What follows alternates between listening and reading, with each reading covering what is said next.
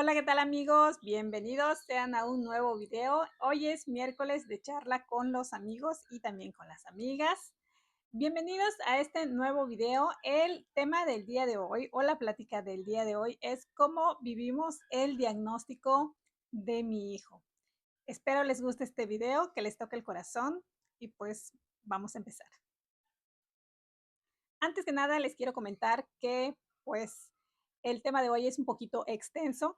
Si veo que se alarga un poquito, pues lo voy a tener que dividir en dos partes porque, pues, imagínense, esta criatura ya va a cumplir 19 años y les voy a platicar un poco más allá de toda su vida.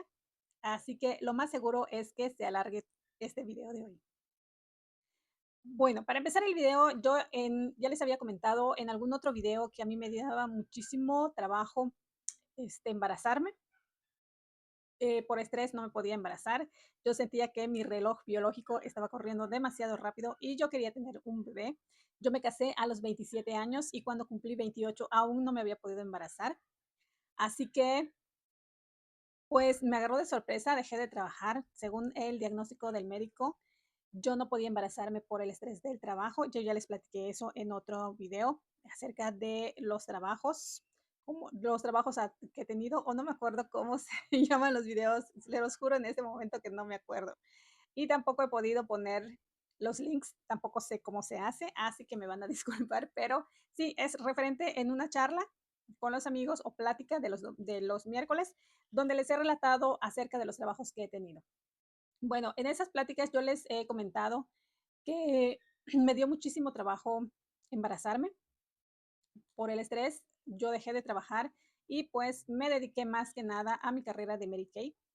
Yo empecé a trabajar mucho en ello hasta que un día, pues de una forma muy inesperada, me di cuenta que estaba embarazada.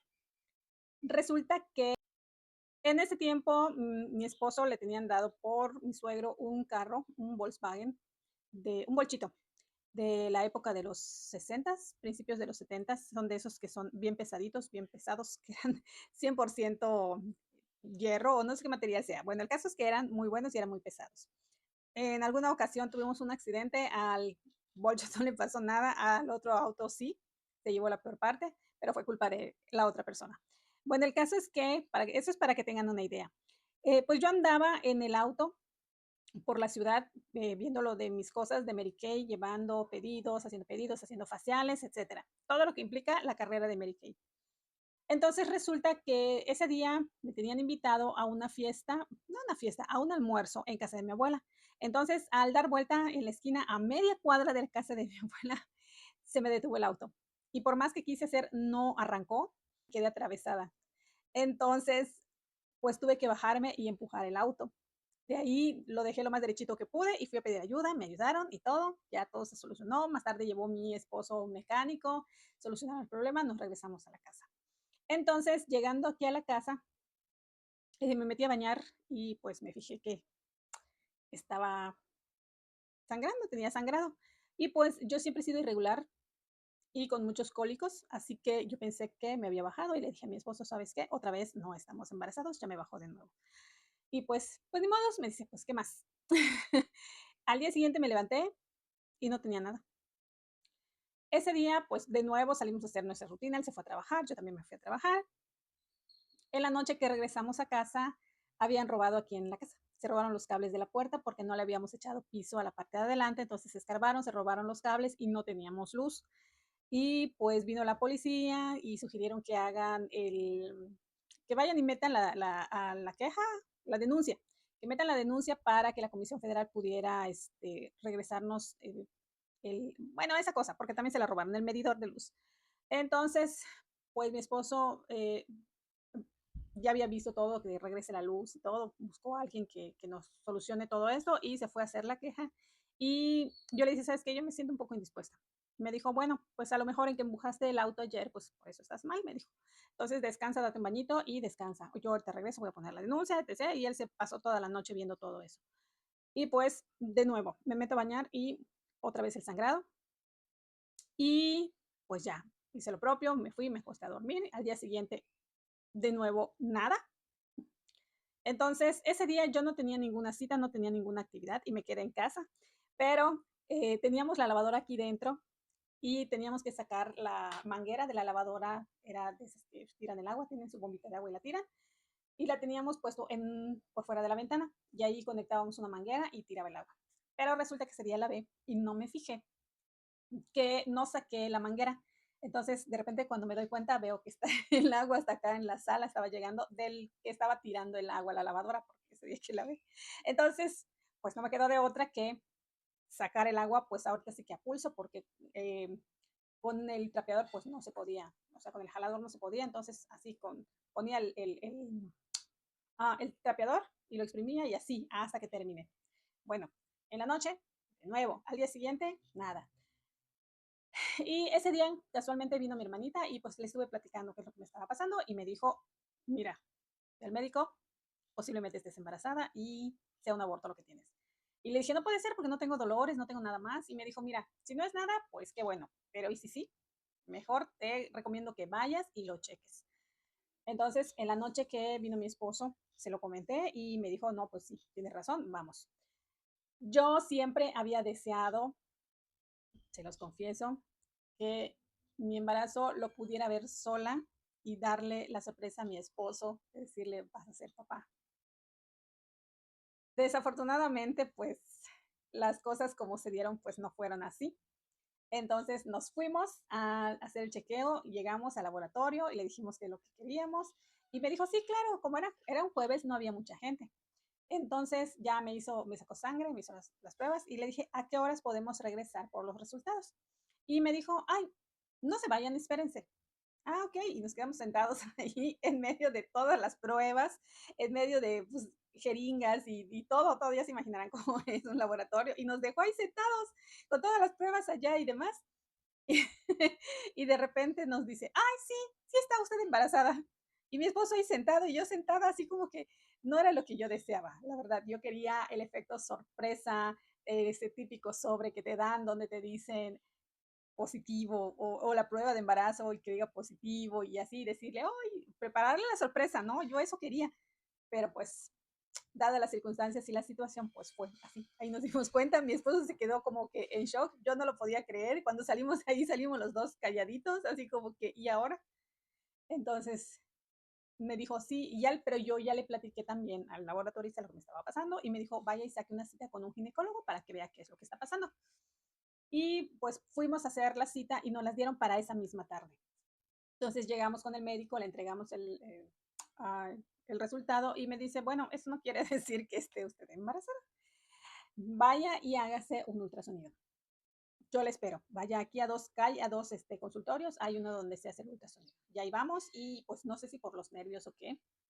Me dijeron que tenía que tomarme 2 litros de agua fría para que me pudieran hacer los análisis, porque parece entonces yo era delgada, no tenía panza, ya saben, recién casadita y pues no había pasado nada por mi cuerpo ni nada, entonces yo me cuidaba mucho.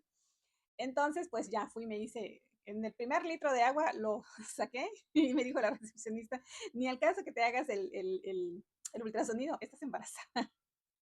Pero bueno, nosotros teníamos que estar allá y saber el por qué me estaba pasando todo eso y entregarle el resultado, lógicamente, al ginecólogo.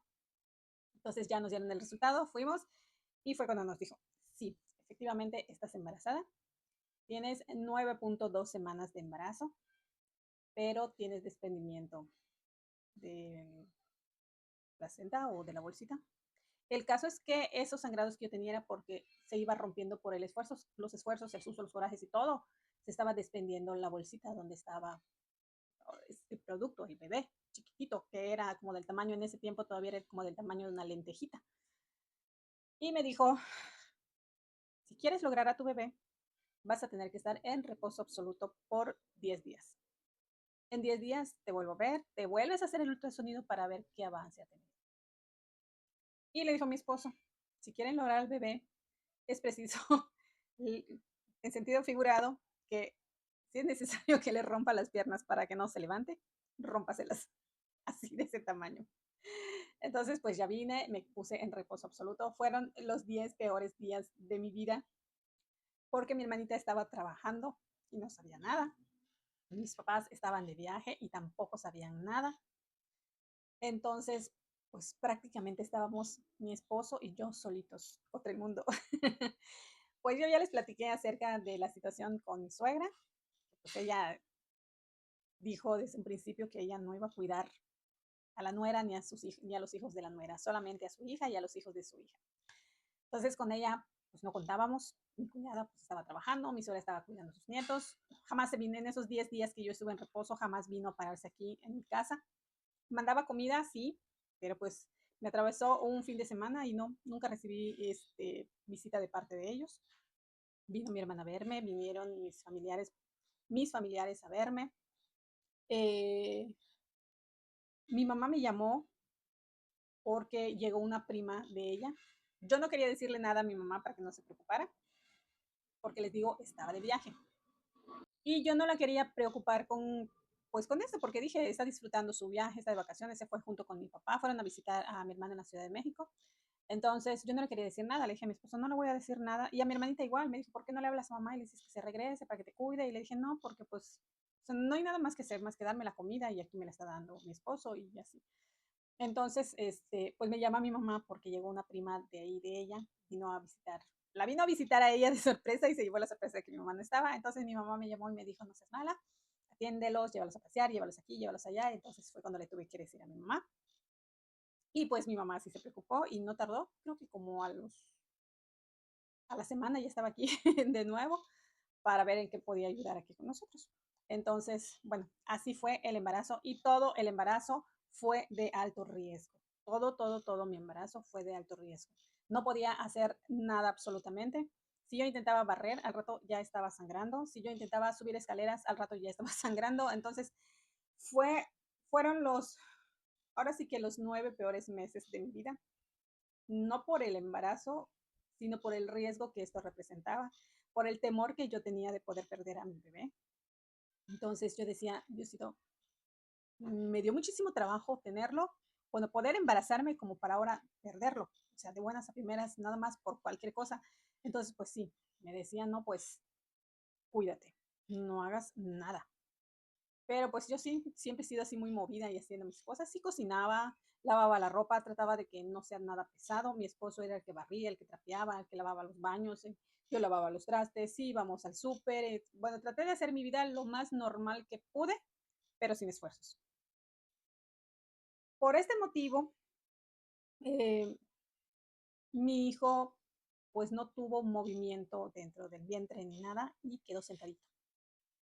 Y se le hizo un doble cordón, se le enrolló doble el cordón en el cuello. Entonces, a mí desde los 6 meses me dijeron que iba a ser cesárea. Entonces, pues ya dije, bueno, va a ser cesárea y ni modo, va a ser programado y ni modo. El caso es que el bebé venga bien, que nazca bien. Siempre me habían preguntado y también en ese entonces me decían, ¿tú qué quieres que sea?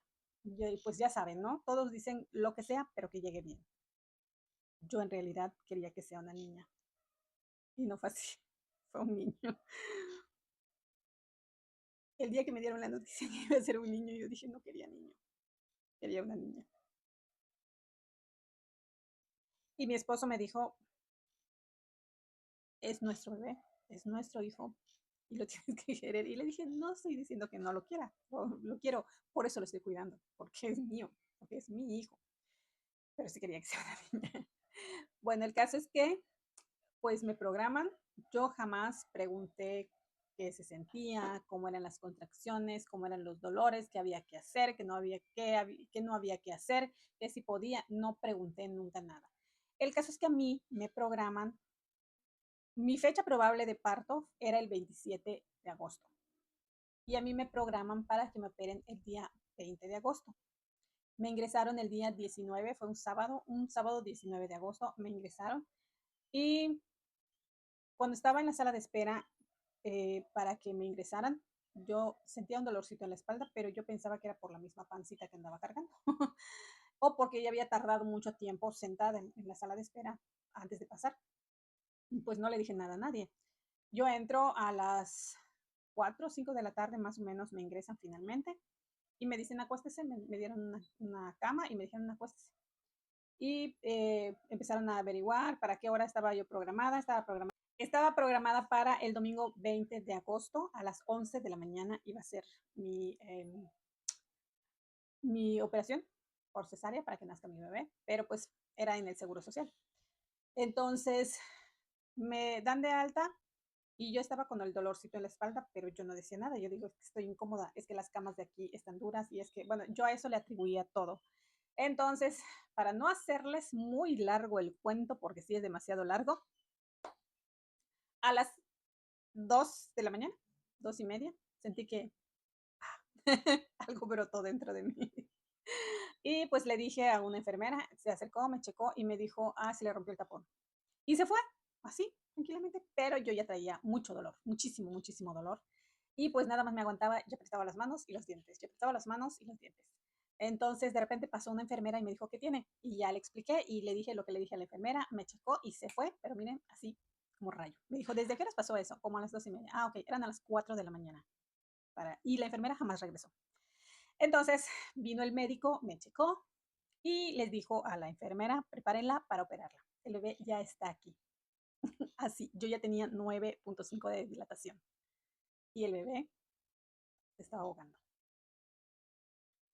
Me llevaron de urgencia a operarme a las 5:30. Mi bebé nació a las 6:05 de la mañana y no respiró cuando nació. Yo sabía que cuando tu bebé nace, te lo dan, te lo acercan para que lo conozcas, para que lo veas. A mí jamás me lo dieron.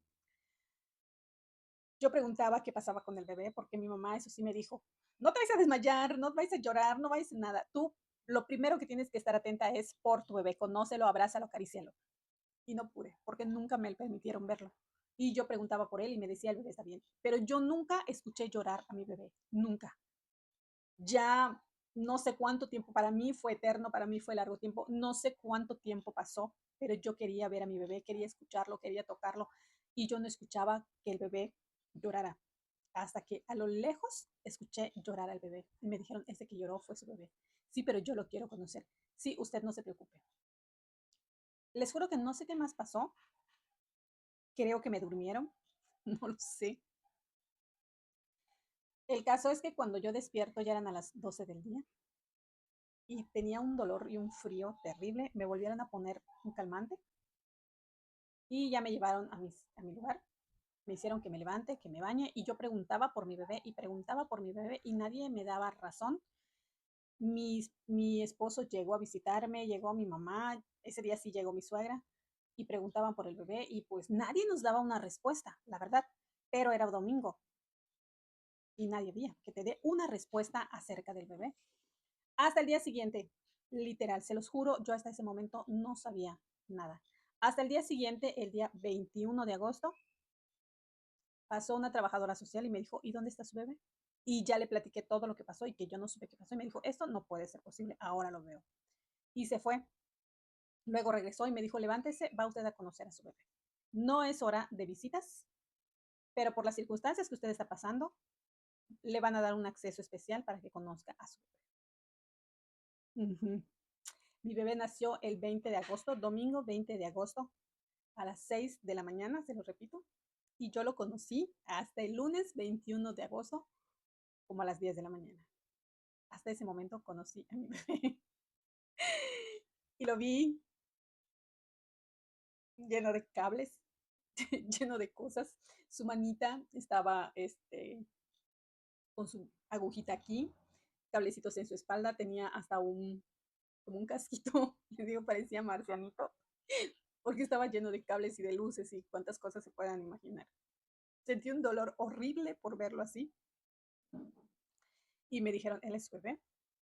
Yo pregunté, ¿lo puedo cargar, lo puedo abrazar? Y me dijeron, no, no se puede. Lo único que puede usted hacer es acercarse, hablarle y meter la mano en el hoyito que está donde está la incubadora y tocarlo. Eso es todo lo que pude hacer con mi hijo. Hasta el día siguiente que volví, me dijeron, hoy si quiere regresar a verlo, solamente regrese y lo mira y ya, a las 3 de la tarde es la visita. Y de ahí hasta el día siguiente, a las 8 de la mañana. Y a las 11 y a las 3, solamente para las que están amamantando. Y pues yo iba a verlo. No estaba amamantando, no podía amamantar. Y lo curioso o lo extraño o no sé qué sea, que yo no tenía leche. No tenía.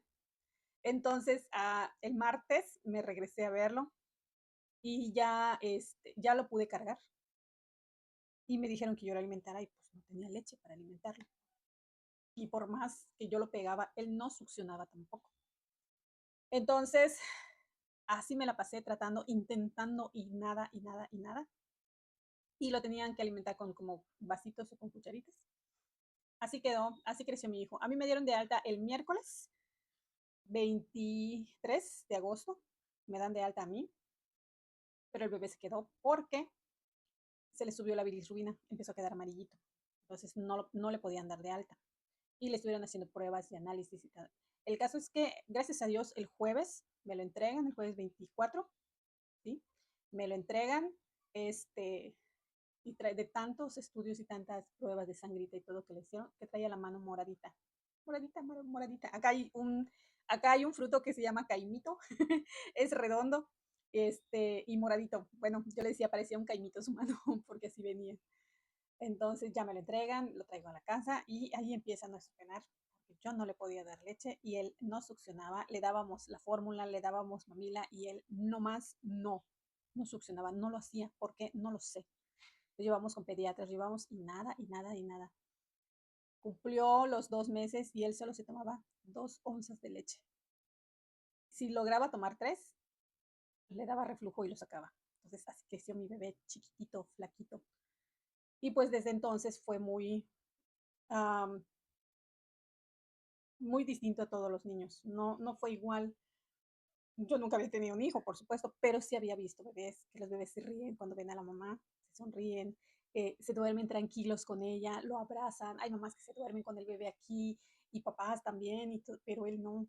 Él solamente lloraba, lo abrazo y lloraba, lo acuesto y lloraba, como yo lo pusiera, lloraba, como que todo le molestaba y lloraba.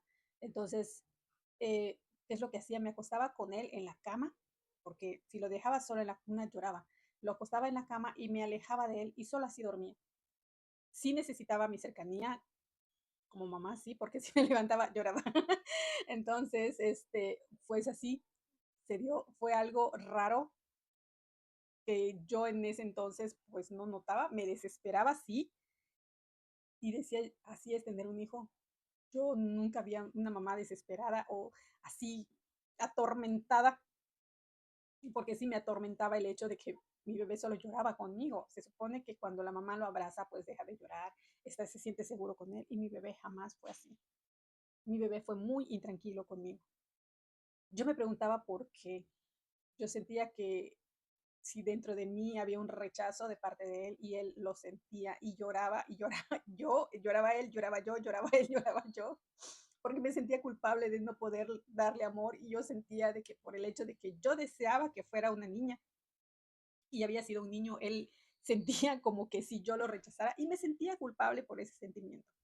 Entonces, pues así fui creciendo, o sea, fue pasando el tiempo y ya les he platicado que por cuestiones económicas, pues yo tuve que empezar a trabajar. Cuando él tenía 9 meses, yo me voy a trabajar, pero el niño lloraba mucho conmigo, con su mamá. Yo no entendía por qué. Y mi mamá, pues ya les platiqué que ella se quedó a cargo de él.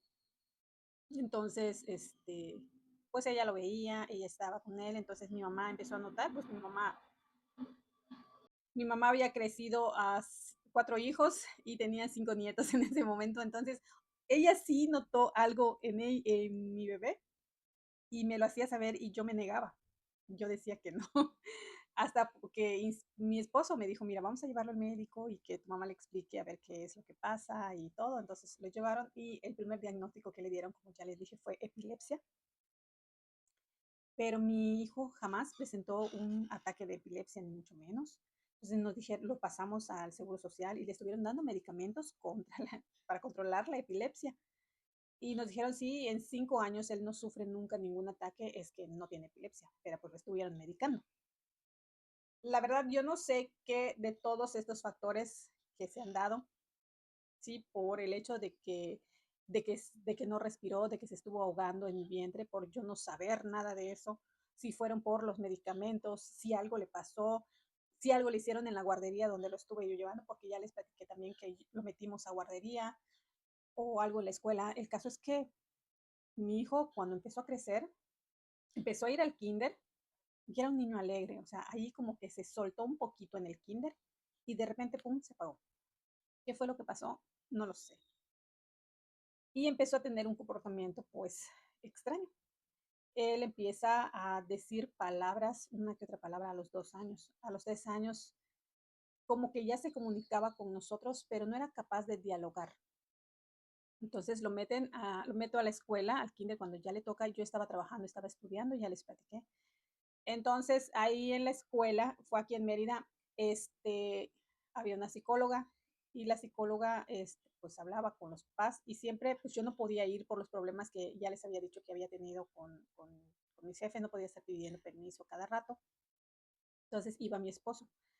Y pues decían que el comportamiento de mi hijo era por la ausencia de la mamá, por la falta de atención de la mamá, porque la mamá no le hacía caso. Bueno, por lo que ustedes quieran, pero siempre la culpable era yo. Entonces yo me sentía mal por eso también. Y pues fue en ese tiempo que también mi hija nació. Mi hija nace en septiembre del 2010 y de esto que le estoy hablando ya era enero, febrero del 2011. Entonces, la verdad sí, yo me sentía mal por todo esto. Yo termino de estudiar y fue cuando mi mamá me dice, pues me los llevo al pueblo. Y yo decía, ¿cómo? No puedo así, si de por sí dicen que es mi falta de atención y ahora se los van a llevar para que yo pueda seguir trabajando, porque yo también quería seguir trabajando, ya había terminado de estudiar. Esta plática ya se las hice, de que mi mamá me dijo, bueno, ahí están tus hijos, tú ya terminaste de estudiar, te los dejo, si quieres que te los siga cuidando en el pueblo. Entonces fue una desesperación, fue una decisión muy difícil que tomamos mi esposo y yo, y al final sí terminamos decidiendo que se los llevaran al pueblo y que ahí terminara de estudiar. Yo dije, bueno, a lo mejor en el pueblo va a ser un poco más ligero todo, a lo mejor el hecho de verme un poquito más seguido o tal vez el hecho de no verme tan seguido, pues para él sea un poco más fácil, no sé. El caso es que, pues la decisión fue que se fueran al pueblo. Entonces, estando estudiando ahí, la maestra de mi hijo en el aula fue la que llamó a mi mamá y le dijo que por qué no me llevaban a un médico, al niño, a un psicólogo, porque presentaba ciertas características que no eran normales en un niño de su edad. Imagínense, en un pueblo. Ahí la maestra fue la que lo detectó. Acá en la ciudad, en una escuela que se suponía que era de alto prestigio, ni la maestra ni la psicóloga se dieron cuenta de ese detalle. No los culpo, pero como que deberían de estar un poquito más preparados. En fin, yo me sentí un poquito más liberada en ese aspecto, pero la presión empezó por parte de mi mamá que me decía, ve al niño, llévalo, ve al niño, llévalo. Si no es nada malo, pues qué bueno, de nuevo ese consejo. Si no es nada malo, qué bueno, pero y si sí, puedes estar a tiempo. Y también la maestra me lo dijo. Es tiempo de ayudar, es un buen tiempo antes de que el niño entre a la primaria, porque ya mi hijo estaba cursando el tercer grado del kinder y ya iba para la primaria. Entonces ya fue en ese momento que empezamos todos los trámites para verlo. Ya les platiqué que fue mi jefa la que me dio el nombre de una psicóloga, la llevamos y lo primero que me dijo la psicóloga, este niño desde que entró, yo le detecté que tiene autismo. Así nos quedamos, así. Yo salí de ahí, sentí que iba caminando entre nubes, sentí que estaba viviendo un sueño, llevaba a mi hija abrazada y el niño iba caminando delante de mí y yo decía, ¿por qué? Solamente de vista.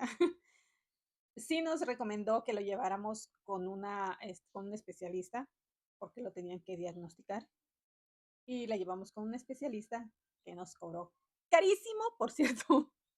Pues yo estaba trabajando en ese tiempo y pues podía pagarlo. Lo pagué y todo fue un curso, pues ahora sí que un estudio intensivo para poderlo diagnosticar y lo diagnosticó con TDAH.